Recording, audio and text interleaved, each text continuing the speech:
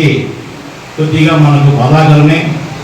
అయినను ఆ జరిగిన సంఘటనకు నష్టపరిహారంగా వాళ్ళకు ఎంత చేసినా కూడా మనం తక్కువే చేసినట్టు.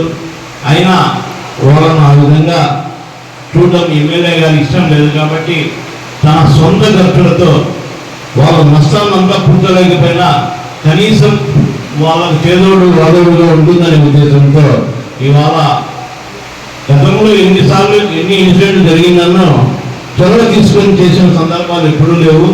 కానీ ఈ సంవత్సరం అట్లే వదిలిపెడితే బాగుండదనే ఉద్దేశంతో, మనకు నష్టం ఉండకూడదనే ఉద్దేశంతో ఎమ్మెల్యే గారు చొరవ తీసుకొని ఈ సందర్భంగా వాళ్ళకు కొంత నష్టపరిహారం ఇవ్వడము. బ్రహ్మోత్సవాలు మన కది లక్ష్మీనరసింహ స్వామి సంబంధించిన చాలా బ్రహ్మాండంగా జరిగాయి. అన్ని శాఖాధికారులు, ప్రజాప్రతినిధులు, ముఖ్యంగా పాత్రికేయులు, అలాగే ప్రజలు, పుర ప్రజలు అందరితో పాటు చుట్టుపక్కల ఉన్న రాష్ట్ర ప్రజలు కూడా చాలామంది వచ్చారు.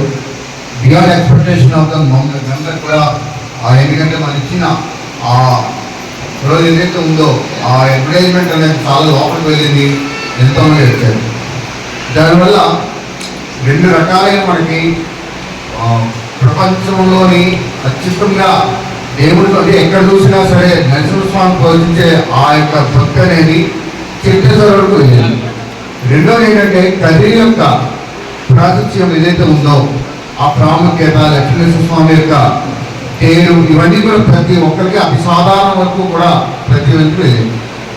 అయినప్పటికీ కూడా ప్రతి సంవత్సరం జరుగుతున్నట్టుగా ఈసారి కూడా జరుగుతున్న సందర్భంలో చిన్న అపశృతి జరిగి ఏదైతే మనకి ఇప్పుడు చెప్పుకున్న 8 పేర్లు హిందూ తిరుగులేవు, వీళ్ళందరికీ కూడా ఇప్పుడు మన సభ్యులు చెప్పినట్టు, మన మిత్రులందరూ తెలియజేసినట్టు కానీ వాళ్ళందరికీ కూడా తక్షణమే స్పందించడానికి ప్రభుత్వం నుండి గుప్తా గారు మీరు అడిగిన దానికి స్పందన అనేది